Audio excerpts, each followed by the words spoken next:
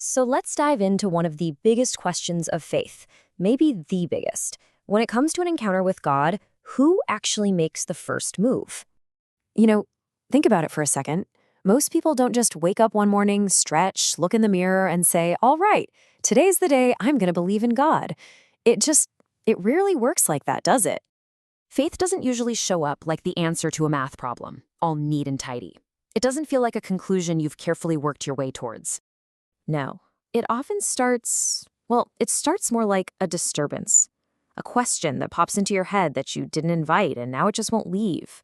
Or this deep longing you can't really explain. Or maybe it's just a moment where the world suddenly feels so fragile or almost overwhelmingly meaningful. And this lines up perfectly with how the Bible talks about it.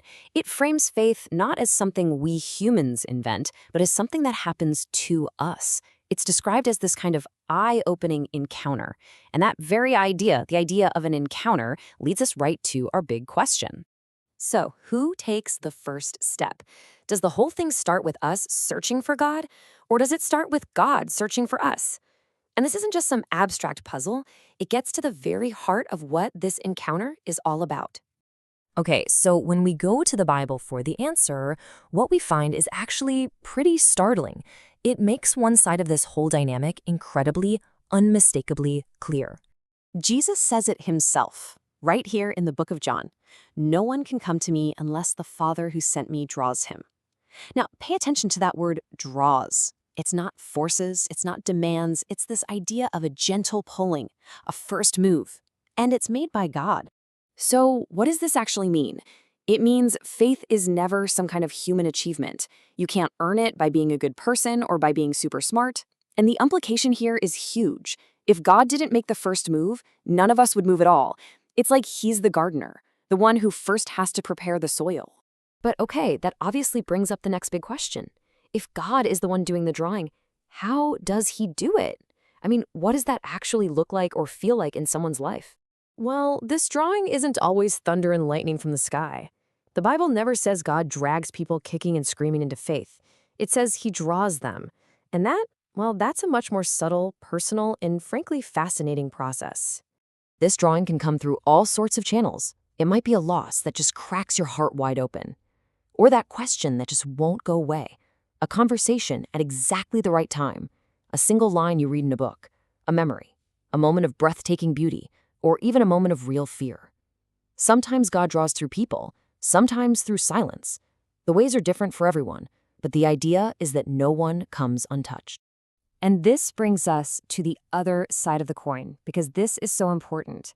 God initiates, he draws, but he absolutely never forces. The human response is essential to the whole thing. This right here, this might be one of the most intimate personal pictures in the entire Bible.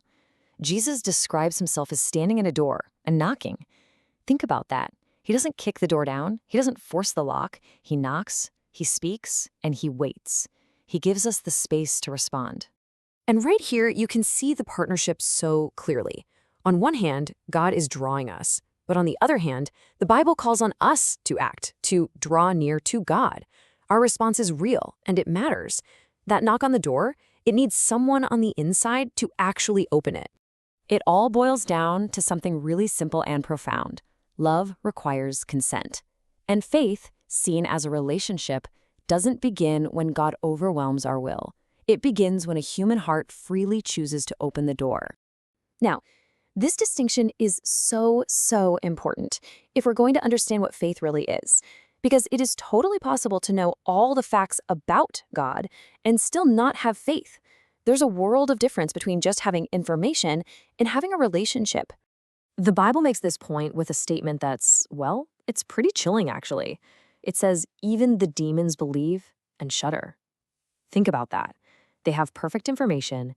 They know God exists. They are 100% certain of the facts. But they don't trust. They don't surrender. They don't love. They have the information, but they have zero relationship.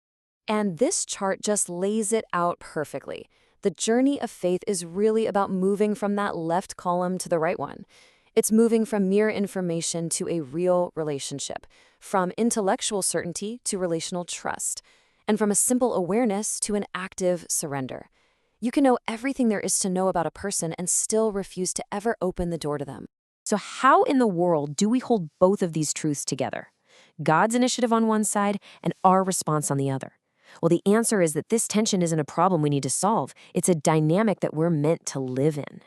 This balance is everything. I mean, think about it. If God just forced faith on us, real love would be impossible. It would disappear. But on the flip side, if we could just save ourselves, if we could achieve faith all on our own, then grace, God's unearned gift, would completely disappear. You have to have both. So the resolution isn't some complicated theological formula. It's one word: relationship. God calls, humans answer. This isn't confusion we need to untangle. This is a relationship. It's how it works. Both parties have to be active. Both have to be involved.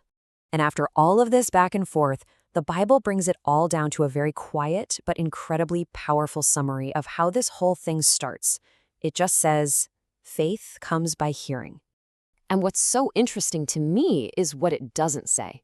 It doesn't say faith comes from winning arguments, or from emotional pressure, or from being scared into it. It says it comes by listening. Just listening. Becoming attentive to that voice, that drawing, that knock on the door. That voice has been speaking all through history, through people, through events, and yeah, it's been preserved in a book. A book that starts not with a list of rules, but with a story. So what if the real first step isn't about deciding to believe, but just deciding to listen? Next time, we're going to open that book together, not to demand belief, but to do just that, to listen.